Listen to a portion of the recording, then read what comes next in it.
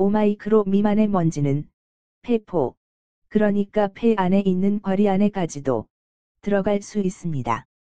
2.5 미만의 미세먼지는 당연히 그 안에 다 들어갈 수 있는 상황입니다. 미세먼지가 어떤 성분으로 구성되어 있는지는 각 나라마다 다릅니다. 즉 입자의 크기는 발생원에 따라 달라집니다. 대개 토양에서 기원하는 먼지나 소각 과정에서 나오는 검댕이들은 이 입자의 크기가 큰 반면에 고온의 연소 과정을 거쳐서 나오는 입자는 크기가 매우 작습니다. 그렇기 때문에 PM10과 PM2.5의 발생원이 무 자르듯이 그렇게 쉽게 구분되지는 않습니다. 일반적으로 발전소나 공장과 같은 점오염원, 자동차와 같은 이동오염원의 경우는 PM2.5에 미치는 영향이 더 크다고 할 수가 있고, 반면 3월에서 5월경, 우리나라에 자주 영향을 주는 황사의 경우에는 흙먼지이기 때문에 토양 성분이 주를 이루고 PM10의 발생원이라고 얘기를 할 수 있겠습니다. PM2.5와 PM10 중 PM2.5의 농도가 높아지면 빛이 산란이 쉽게 되기 때문에 빛이 여러 방향으로 흩어지거나 PM2.5 먼지에 흡수되어 가시거리가 감소하는 것으로 알려져 있습니다. 그러나 PM10 농도가 높더라도 PM2.5의 농도가 보통인 날의 경우에는 실제로는 PM10에 의한 대기오염이 있지만 가시거리가 길기 때문에 일반인들은 대기오염이 높은지 낮은지 좀 판별하기 어려운 경우가 있습니다. 일반적으로는 PM10과 PM2.5 농도는 비슷한 경향을 보입니다. 하지만 PM10과 PM2.5의 경우 생성 경로가 다른 면이 있고 PM10의 경우 가시거리에 영향을 미치지 않는 경우가 있기 때문에 PM10과 PM2.5 농도를 모두 확인하실 필요가 있습니다. 이런 이유로 우리나라 환경부를 포함한 여러 나라에서 PM10과 PM2.5 농도를 모두 모니터링하고 일반인들에게 보고하고 있습니다. 우리나라의 미세먼지 분류 기준을 보면 30 이하가 좋음, 80 이하 보통, 150 이하가 나쁨, 150을 넘으면 매우 나쁨, 이렇게 각각 PM10과 PM2.5에 대해 다 보고해주고 있습니다. PM2.5에 대한 기준과 PM10에 대한 기준이 따로 있기 때문에 그것을 미세먼지, 초미세먼지 이렇게만 보지 마시고 PM2.5를 가리키는 건지 PM10을 가리키는 건지 좀 확인을 해보실 필요가 있습니다. 한국에서 미세먼지, PM2.5에 대한 환경 기준은 2015년부터 시행되고 있으며 지름 2.5 마이크로미터 이하인 미세먼지 PM2.5의 환경 기준을 일평균 35 마이크로그램 퍼 세제곱미터 및 연평균 15 마이크로그램 퍼 세제곱미터로 기준을 정했습니다. PM10인 10 마이크로미터 미만 입자는 입자의 크기가 10 마이크로미터 미만인 먼지를 의미하며 환경 기준은 연평균 50 마이크로그램 퍼 세제곱미터이며 스문의 시간 평균 100 마이크로그램 퍼 세제곱미터를 기준으로 하고 있습니다. 지금은 코비드-19의 세계적인 팬데믹 가운데 집안에 박혀 있느라 힘들어하는 국민들이 많습니다. 가득이나 엎어진 곳에 덮친 격으로 이젠 중국발 미세먼지로 창문까지도 열 수 없어 정말 답답해서 몸부림치는 국민들이 많습니다. 그러나 사실 우리가 모르는 것이 있습니다. 그것은 코로나 바이러스 감염증보다 대기 오염에 의한 이병률이 더 심각할 수도 있다는 사실입니다. 이것은 일단 노출되면 정도 차이는 있지만 누구에게나 체내에 흡수된 유해물질에 의해서 건강에 해를 끼칠 수 있다는 사실입니다. 대기 오염이 건강에 막대한 피해를 끼칠 수 있다는 사실은 1952년 런던 스모그 등 대규모 재난을 겪으며 알려져 왔습니다. 이러한 사례들은 매우 높은 수준의 대기 오염에 의해 건강 피해가 증가한다는 것을 보여줬다고 할 수 있습니다. 그리고 비교적 최근인 1990년대 초에 대기 환경 기준 이하의 농도에서도 대기 오염 농도가 높을수록 사망 위험이 증가한다는 하버드 대학의 연구 결과가 발표되었습니다. 이 이후로 대기오염에 대한 관심과 우려가 크게 증가하게 되었고, 선진국을 포함해서 세계적으로 대기환경 기준이 더욱 강화되는 추세입니다. 그리고 측정 기술의 발전과 함께 먼지의 분류는 더욱 세분화되었습니다. 2000년대에는 먼지의 지름이 10마이크로미터 이하인 경우 PM10이라고 하며, PM의 지름이 2.5마이크로미터 이하인 경우 PM2.5라 하고, 이것은 머리카락 지름의 20분의 1 또는 30분의 1 정도의 눈에 보이지 않는 아주 미세한 크기라고 생각하시면 됩니다. 우리나라에서는 통상적으로 PM10을 미세먼지로, PM2.5를 초미세먼지로 번역해 왔습니다. 하지만 우리나라에서는 한 단계 정도 조금 안 맞는 면이 있습니다. 그래서 최근 2016년, 2017년 들어 환경부에서는 해외의 용어와 현재 우리나라의 용어를 맞추기 위해 PM10을 부유먼지로, PM2.5를 미세먼지로 용어를 정비하기로 했습니다.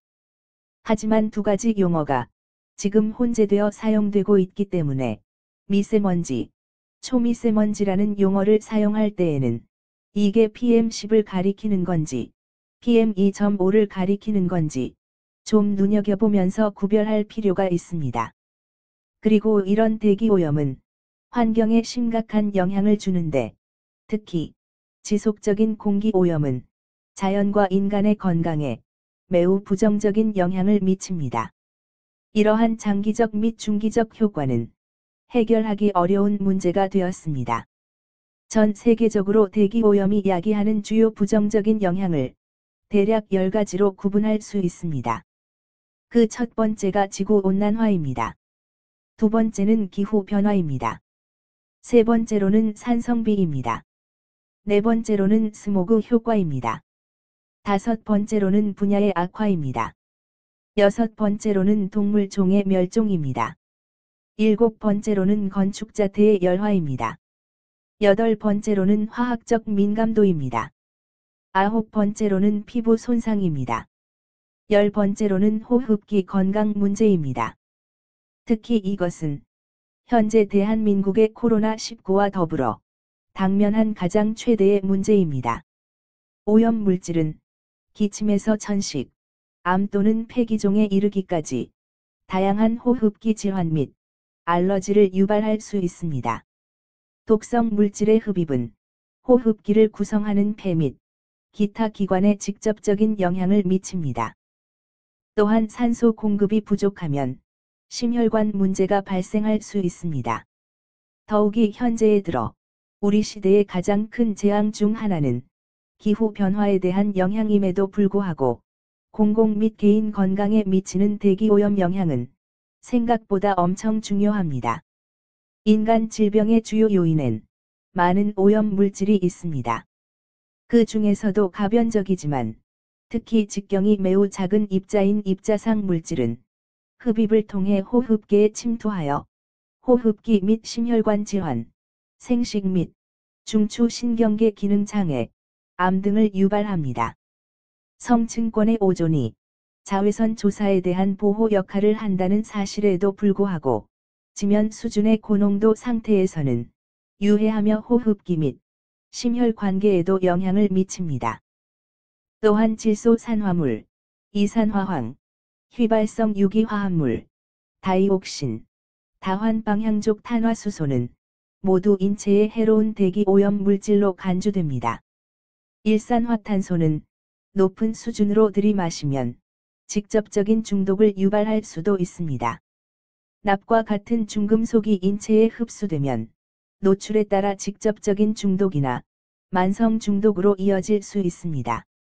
앞서 언급한 물질에서 발생하는 질병에는 주로 만성 폐쇄성 폐질환, 천식, 세기관지염과 같은 호흡기 문제와 폐암, 심혈관 질환, 중추 신경계 기능 장애 및 피부 질환이 포함됩니다.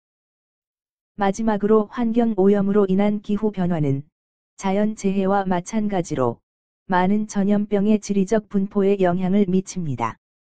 최근에 코비드19의 전 세계적인 팬데믹도 이런 영향으로 발생했다고 말하는 학자도 있습니다. 이 문제를 해결하는 유일한 방법은 과학 전문가의 다학문적 접근과 결합된 대중의 인식을 통해서 이루어질 수 있습니다. 국내 및 국제기구는 이러한 위협의 출현을 해결하고 지속 가능한 솔루션을 제안해야 합니다. 그동안은 한국의 대기 오염의 주요 원인은 거의 중국발이라고 알고 있고 그것이 사실이라고 나사에서도 밝혔지만 그동안 중국은 계속해서 오리발을 내밀고 부인하고 있었습니다.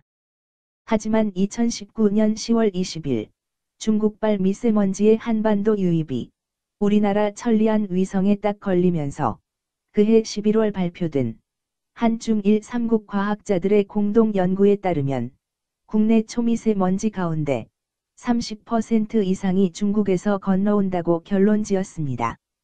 다만 중국발 미세먼지의 영향이 50% 이상인 것으로 알려진 고농도 미세먼지 발생 시기인 12월에서 3월까지가 제외됐지만 당시 연구에서 중국 미세먼지가 한반도에 영향을 미친다는 것을 중국이 처음으로 공식 인정했습니다.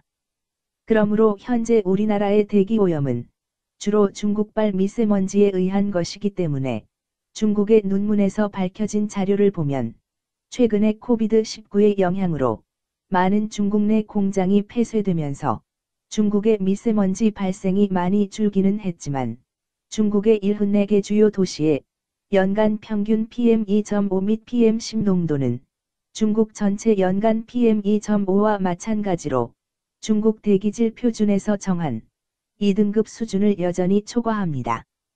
그리고 중국에서 발원된 미세먼지는 PM10과 PM2.5 등 아주 다양한 크기의 미세먼지로 구성되어 있으며 지구상에 존재하는 각종 모든 중금속과 환경오염물질, 오존 등이 포함되어 한국으로 넘어오고 있습니다. 즉, 한국에서 아주 심한 대기오염 상태를 발생시켜 숨을 쉬지 않는 한 그 누구도 그 영향에서 벗어날 수 없게 되었습니다.